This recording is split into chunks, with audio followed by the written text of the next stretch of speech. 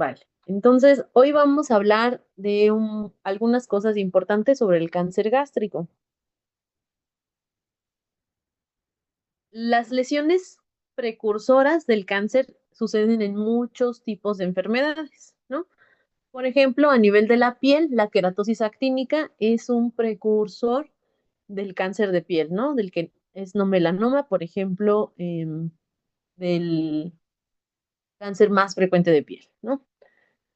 En otras partes del cuerpo también sucede que hay lesiones precursoras del cáncer. Ese es el caso de la metaplasia intestinal.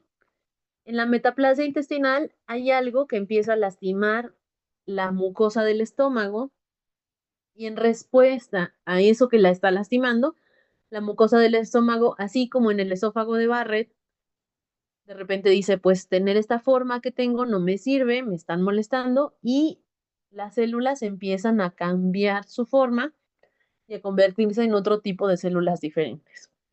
Esta es una forma de intentar defenderse de lo que las está lastimando, pero al mismo tiempo abre el camino a que las células tengan una capacidad de reproducirse y cambiar sus características sin límite, y eso es lo que da lugar a que las lesiones premalignas puedan convertirse en cáncer. Entonces, la metaplasia intestinal a nivel gástrico es un reemplazo del epitelio gástrico normal por un epitelio de tipo intestinal. El epitelio intestinal debe estar solo en intestino. Entonces, cuando vemos epitelio intestinal en esófago, esófago de Barrett, eso está mal. Puede ser que el paciente le dé cáncer.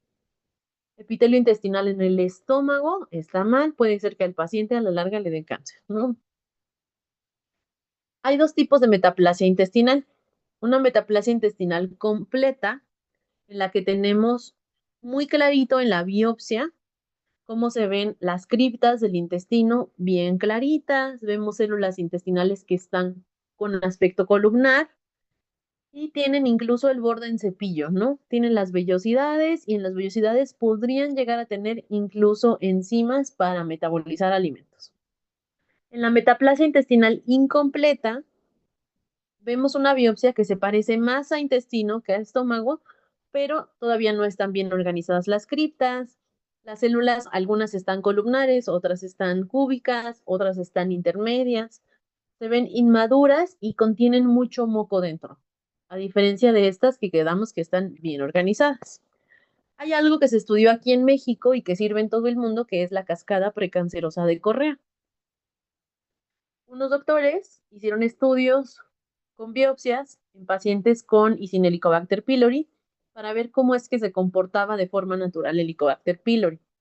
Y lo que encontraron es que las personas inician con una mucosa gástrica normal, se infectan por Helicobacter pylori y eso puede darles inflamación a nivel del tejido gástrico que se llama gastritis. Esta gastritis no hace que el estómago deje de tener las glándulas funcionales.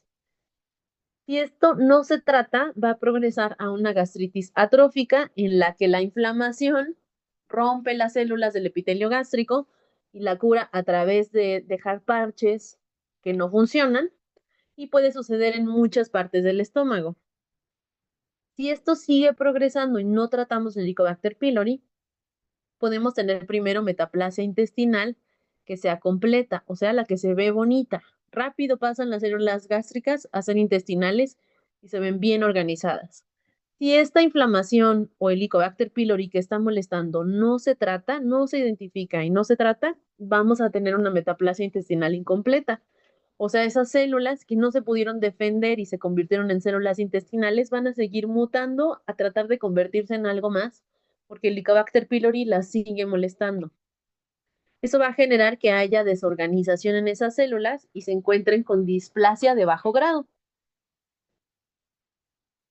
Si sigue progresando, va a haber displasia de alto grado, que ya va a hacer que las células estén muy desorganizadas, que ya no se parezcan ni a intestino ni a estómago, y a la larga pueden comportarse como un adenocarcinoma, ¿no? Entonces, este es el camino mediante el cual una persona sana que contrae Helicobacter pylori llega a desarrollar cáncer gástrico.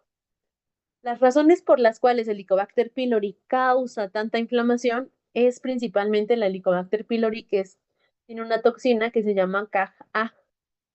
Y este es el principal factor de riesgo para estar molestando tanto, causando tanta inflamación que llegue a adenocarcinoma. Entonces, puede ser que haya personas que tengan infecciones por Helicobacter pylori que no progresen nunca a cáncer gástrico.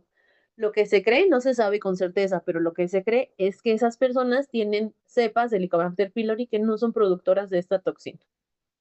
Por ejemplo, en países como Corea, Japón, algunos otros países asiáticos, la infección por Helicobacter pylori siempre es Ca positiva y son grupos de pacientes que tienden a tener cáncer gástrico a etapas muy tempranas.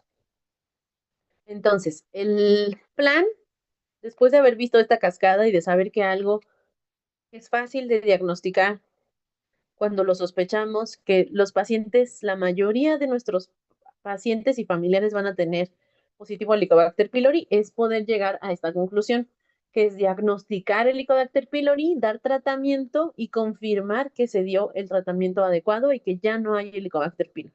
Esa es una estrategia que se hace para tratar de prevenir el cáncer gástrico.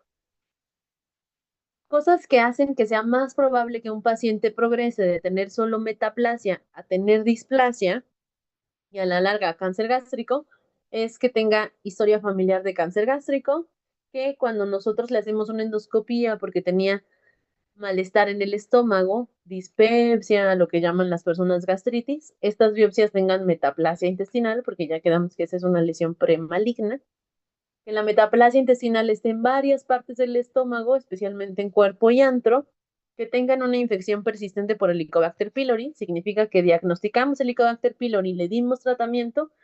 Cuando hacemos la prueba de erradicación, los pacientes siguen saliendo positivos para Helicobacter pylori. Ese es un factor de riesgo para poder progresar a cáncer. Algunas personas que tienen más riesgo son las que tienen antecedentes hispanos, asiáticos, africanos o nativos americanos.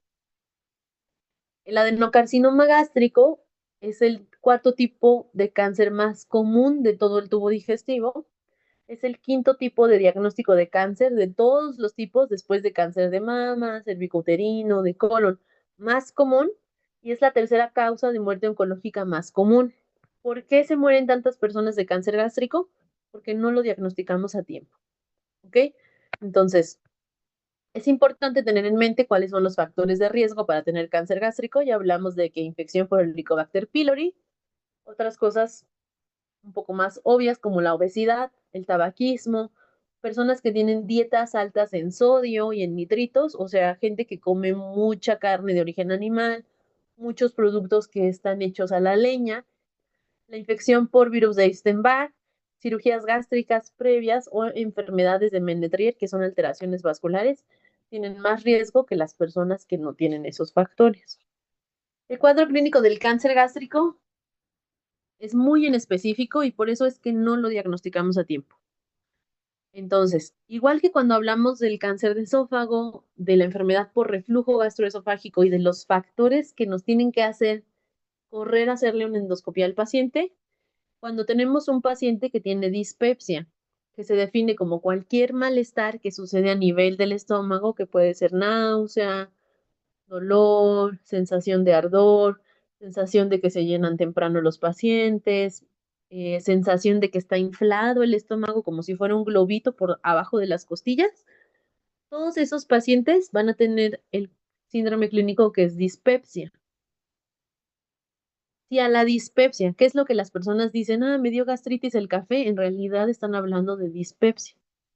Si nosotros nos ponemos perspicaces y vemos a alguien que tiene datos de dispepsia, pero que además en un estudio de sangre vemos que tiene anemia, que nos dice es que yo tiene como 2 meses que como, me lleno bien rápido, como 3 cucharadas y ya no puedo seguir comiendo porque me duele, que vomitan, que tienen además dolor abdominal o pacientes que se complican y dicen que no pueden pasar los alimentos, podríamos estar ante un cuadro clínico de un cáncer gástrico en etapa temprana.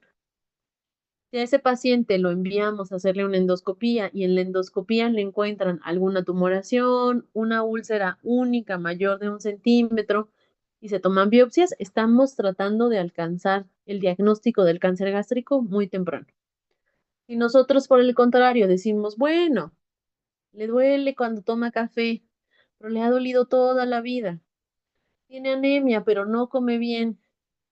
Y justificamos esos datos de alarma con otras cosas y no lo enviamos a la endoscopía, podemos dejar que esa persona progrese y que sea más probable que tenga un cáncer gástrico a la larga. Algunos síndromes paraneoplásicos, o sea, enfermedades de otras partes del cuerpo, que en realidad tienen su origen en un cáncer gástrico, son estos tres que tenemos aquí. Uno se llama Lesser-Trelat y lo pueden googlear. Es una queratosis seborreica en tórax. Empiezan a salir como unos cuernos cutáneos, mucha queratina que está en la piel del tórax, puede ser tórax anterior o tórax posterior, y eso podría tener su origen, es un síndrome paraneoplásico, en un cáncer gástrico. La cantosis nigricans, que es súper frecuente porque vemos muchos pacientes que tienen diabetes o síndrome metabólico, que es eso, y esa hiperpigmentación que da en los pliegues, que puede ser en los codos, en las rodillas, en los nudillos, alrededor del cuello. No solamente puede ser un síntoma del síndrome metabólico y de diabetes, puede ser también un síndrome paraneoplásico de cáncer gástrico. Y algunas trombosis, sin que tengan alguna explicación, tanto de extremidades como de abdomen, pueden ser parte de lo que se llama el síndrome de Trousseau, que se debe a que hay hipercoagulabilidad y muchas trombosis, y puede deberse a cualquier tipo de cáncer, pero se ha documentado en muchos casos en cáncer gástrico. Puede ser que haya alguien que tenga una tromboembolia pulmonar, que no sepamos por qué le dio esa tromboembolia pulmonar, que no tenga otros factores de riesgo como fumar o algo así, y que si nosotros le hacemos una endoscopía encontremos un cáncer gástrico en una etapa intermedia. Existe esta que es la clasificación de Lauren, no es para que se la aprendan, solo es para que sepan que hay dos grandes tipos de cáncer gástrico. Un cáncer gástrico que da con un mejor pronóstico, que es un cáncer bien diferenciado, o sea, es de tipo intestinal, se ve el intestino muy bien, pero ya es cáncer. Sucede en adultos mayores, en la parte más distal del estómago, en lo que ya está pegado al intestino, se asocia a infección por Helicobacter pylori y tiene células muy bien diferenciadas. Este va a ser más fácil de tratar. Y tenemos un cáncer que es pobremente diferenciado, que sucede más en personas jóvenes, que sucede en la parte proximal del estómago, que es más pegado al esófago, se relaciona con alteraciones genéticas y en la biopsia vemos células muy mal diferenciadas. ¿Qué cosa tenemos que hacer una vez que recibimos nosotros una endoscopía con una lesión que es sugestiva de cáncer o con una biopsia que ya dice adenocarcinoma gástrico? Es hacer lo más pronto posible, o sea, en el siguiente mes, una tomografía de tórax, abdomen y pelvis. Esto es para que nosotros podamos estadificar al paciente e identificar si la lesión tumoral está limitada al estómago o si tiene metástasis. Las metástasis pueden ser a pulmones, pueden ser al abdomen o pueden ser a órganos a distancia, ¿ok? El tratamiento del cáncer gástrico, si lo encontramos nosotros en etapas muy tempranitas, con lesiones que sean más chiquitas de 1.5 centímetros, que cuando se les hace la biopsia está muy bien diferenciado, que no llegan a pasar las capas del estómago, se les puede dar tratamiento endoscópico, quitando el tumor por endoscopía, como haciendo una cirugía de resección, o haciendo algunas otras cosas como radiofrecuencia, que es como quemar la zona donde está la lesión. Lo otro que tenemos de opciones de tratamiento del cáncer gástrico es tratar el Helicobacter pylori. Y por ejemplo, los pacientes que tienen cáncer gástrico difuso o que tienen linfomas gástricos, cuando reciben el tratamiento del Helicobacter pylori se pueden curar, pero solo los que tienen esos tipos de cáncer. Si es un adenocarcinoma, el adenocarcinoma no va a hacerse más pequeño ni va a deshacerse cáncer con el tratamiento del Helicobacter pylori. Pero aún así damos primero el tratamiento del Helicobacter pylori para evitar que haya otras zonas del estómago que progresen a cáncer gástrico. Podemos dar quimioterapia adyuvante, que esa parte de adyuvante nos dice que es antes del tratamiento quirúrgico, en personas que tienen enfermedad limitada al estómago, pero con ganglios linfáticos que están positivos, para tratar de hacer que esos ganglios linfáticos reciban la quimioterapia y se les quite el cáncer gástrico que tienen ahí. Y podemos dar también radioterapia en pacientes que tienen tumores que están avanzados. Uno de los cuadros clínicos más frecuentes de los pacientes que tienen cáncer gástrico muy avanzado son episodios de sangrado digestivo. Y la única forma de tratar esos sangrados digestivos en una etapa muy avanzada del cáncer es dando radioterapia, tratando de que a través de la radioterapia los vasos sanguíneos que alimentan esas lesiones se esclerosen y no llegue tanta irrigación sanguínea. Como pueden ver aquí, la sobrevida en un paciente con cáncer gástrico a los 5 años es muy bajita.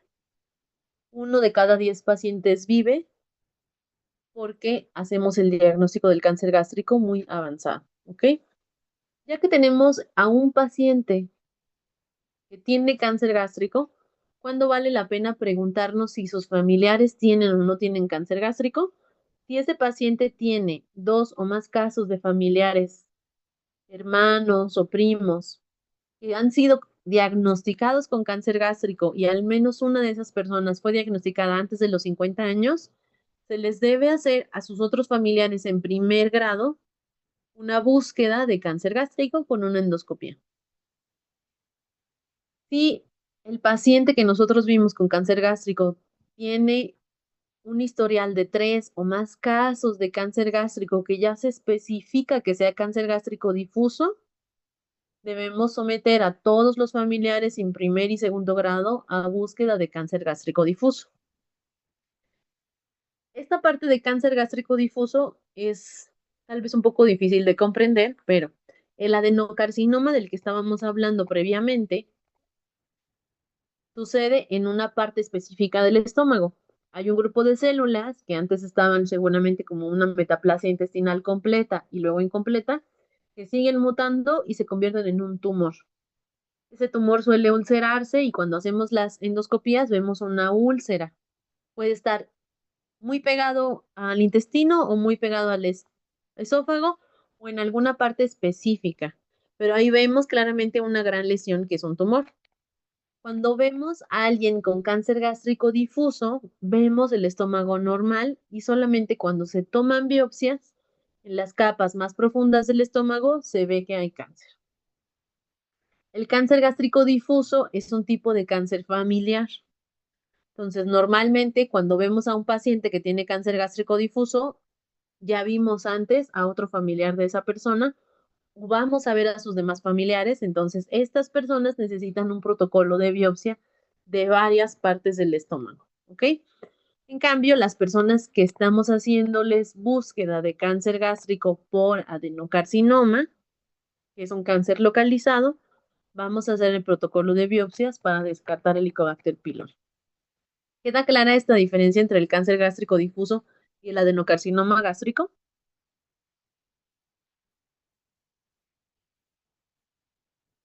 Sí, doctora. Muy bien. Entonces, vamos a descansar 10 minutitos y ahorita nos volvemos a ver. Ahorita les mando el link.